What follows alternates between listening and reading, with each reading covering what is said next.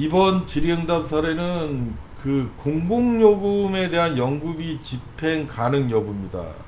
이 부분에 대해서는 상당히 시사하는 바가 많고요. 저도 국가연구개발 사업에 대한 정산 업무를 상당히 오랫동안 해온 사람인데, 저도 이 질의응답 사례를 보고 매우 깜짝 놀랐습니다. 매우 깜짝 놀래가지고, 저희가 그 정산 업무를 하고 있는 전문기관에 제가 별도로 그 전문기관에 조문을 담당하는 그 부서에다가 질문을 따로 했었고요. 그래서 이 아이리스의 답변을 보고 저도 깜짝 놀랐습니다. 이 내용이 즉슨 뭐냐면, 일단은 질문 내용을 한번 읽어보고 그 질문에 대한 요지를 설명을 해드릴게요. 자, 기관의 공공요금을 각 사업에 직접 참여하는 인력 평균 참여율을 기반한 식으로 구하여 처리하고자 합니다. 이에 문제가 없을지 문의드립니다. 라고 돼 있어요. 두 번째 질문은 사실 중요한 부분이 아닌데, 질문이 같이 있어서, 일단은 캡처가 같이 됐으나, 이 부분은 그냥 해설을 하지 않고, 첫 번째 부분이 매우 중요하기 때문에, 첫 번째 부분에 대해서 하겠습니다. 우리가 보통 비영리기관이든 영리기관이든 마찬가지인데, 연구활동비 중에 제세 공과금으로 공공요금을 사용할 수 있어요. 그래서 공공요금을 사용할 때 통상적으로 그 공공요금이 전기세라고 할게요. 전기세가 발생되는 그 연구소에 그 근무하고 있는 인원이 몇 명이냐. 그래서 그 인원 중에 우리 그 해당 과제에 참여하는 인원은 몇 명이며 거기에 대한 참여율이 몇 프로냐라고 해서 안분 적용해가지고 연구활동비로 공공요금을 관례적으로 인정을 해줬었거든요. 그런 식으로 많이 계산을 했었고, 자, 근데 아이리스에서 완전히 다른 답변을 줍니다. 이 답변에 대한 요지는 뭐냐면 직접비와 간접비의 정의를 기반으로 한 답변입니다. 제가 해설을 해드리면, 직접비, 연구활동비로 공공요금을 연구활동비로 써야 되는데 연구활동비도 직접비라는 비목 안에 세목이라는 거죠. 직접비라는 비목 안에 세목이니까 일단은 직접비 정의를 충족해야 된다는 겁니다. 직접비 정의가 뭐겠습니까? 해당 과제로부터 직접적인 연관돼 해당 과제만을 위해서 사용되는 비용이 직접비거든요. 따라서 공공요금인 경우에도 연구활동비로 쓰라면 직접비 정의를 충족을 한 이후에만 연구활동비를 써야 된다는 취지로 답변을 줬습니다. 자, 답변을 한번 볼까요? 선생님의 질의는 여러 과제에서 공통적으로 발생하는 공공요금을, 자, 한 연구소에서 한 과제만 하고 있지는 않을 테죠.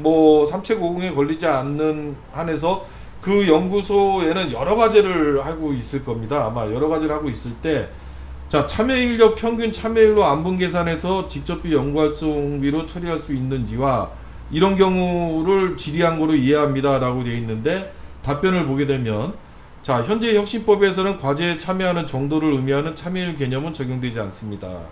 예, 과제를 참여하는 척도로 사용되는 것은 참여율을 폐지시켰죠. 참여율을 안 쓰고 인건비 계산율로 바뀌었어요. 그걸 한번 짚어줬고요. 또한, 자, 지금부터 중요한데, 별도의 계량기가 설치되어 하나의 과제에서 사용되는 공공요금을 직접적으로 산출할 수 있는 경우에만 예외적으로 직접비 연구활동비로 사용 가능합니다. 이런 식으로 나왔어요. 어떤 전기세 같으면은 전기세가 별도로 계량기가 장비에도 설치가 돼 있고, 어떤 그 연구시설 장비에도 설치가 돼 있고, 연구시설인 연구소에도 설치가 돼 있어요. 연구소에 설치가 돼 있고, 연구소에 여러 명이 근무하고 있는데, 우리 과제에 참여하는 연구원들이 있는 그 섹터에 별도로 만약에 계량기가 설치가 돼 있어서, 이 연구원들은 해당 과제만을 위한 연구원이니까, 거기서 나오는 전기세는 당연히 해당 과제에 직접적인 연관성이 있는 거죠. 그렇게 별도의 각각 구분되어 전기세를 확인할 수 있는 계량기가 설치가 되었다면 공공요금이 직접비를 쓸 수 있는 거다. 그래서야만 직접비의 정의를 충족하는 거다라고 지금 답변을 줬어요. 그리고 더불어서 공공요금은 사업별 사용량에 따라 산출된 비율이 아니고 각 과제별로 직접적으로 산출된 게 아니고 임의적으로 무슨 뭐 인건비 계상률이나 아니면 뭐 연구원 수나 이런 식으로 안분해서 사용하는 것은 불가하다. 안 된답니다. 만약에 그걸 안분해서 사용을 할 거라면 간접비 중에 기간공통경비로 쓰라는 얘기예요. 이 시사하는 바가 매우 큽니다. 이 부분에 대해서는 저도 이 질의응답 답변을 보고 이 조문 해설을 보고 처음엔 되게 당황했습니다. 이게 진짜 맞는 답변이야? 이렇게 적용하지 않았었는데.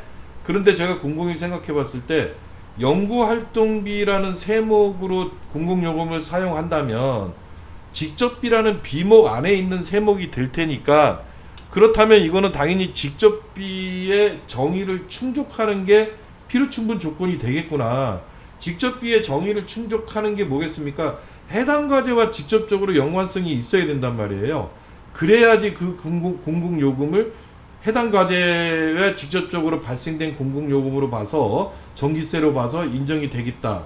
직접비 정의에 아주 충실하게 직접비 정의에 따라서 한 답변이라고 해석이라고 저는 보여지거든요. 따라서 이 해석은 아주 획기적인 해석인데, 제가 이 해설 강의를 하면서 여러분들한테 좀 강조하고 싶은 거는 뭐냐면, 이 공공요금 이 해석은 물론 아이리스가 조문 해석을 했습니다. 더불어서 국가연구개발혁신법에 대한 조문 해석은 아이리스에 있는 건 맞습니다. 예, 아이리스가 조문 해석 권한이 있죠. 그래서 직접비 정의를 충족하지 않으면 간접비로 공공요금을 집행해야 된다고 답변을 줬습니다. 그러나 과거서부터 계속적으로 우리가 써왔던 방법이 있는지라 관례상으로 많은 전문기관의 간사님들은 아마 과거서부터 우리가 써왔던 방법대로 인지를 하고 있을 가능성이 매우 높습니다. 그래서 저는 이러이러한 사례가 발생이 되면 이 질의응답 사례를 보여드리고, 아이리스에서 이렇게 답변이 나왔는데 이렇게 해석하는 게 옳은지에 대한 꼭 확인을 하시기를 권장드립니다. 참고로 어떤 부처라고는 제가 말씀드릴 수가 없겠는데, 저는 이 조문 해석을 보고 몇 개 전문기관에 질의를 했습니다. 별도의 운영 요령 및 지침을 사용하고 있는 기관이 있어요. 가장 대표적으로 산자부 보통의 산하 전문기관들은 아직도 별도의 운영 요령 및 지침을 사용하고 있죠. 산업기술혁신촉진법에 따라서. 그 기관의 어떤 전문기관에 제가 질의를 했습니다. 이 조문 해석이 맞냐 그랬더니 그 기관에서도 이 조문 해석이 맞다, 직접비 정의를 충족해야 되는 게 우선이다 라고 답변을 줬습니다. 예, 그리고 다른 기관에도 제가 질의를 했는데 이 정의가 맞답니다. 예, 따라서 여러분들은 일단은 기본적으로 혁신법이 적용되는 연구개발 과제를 수행함에 있어서 공공요금에 대해서 과거 관행상으로 이어진 자의적인 판단에 의하지 말고 꼭 재확인이 필요하다라고 저는 판단을 해서 이 조문 해석을 발췌를 해서 여러분들한테 안내를 드린 것입니다. 예, 꼭 확인을 하시기 바랍니다. 이상입니다.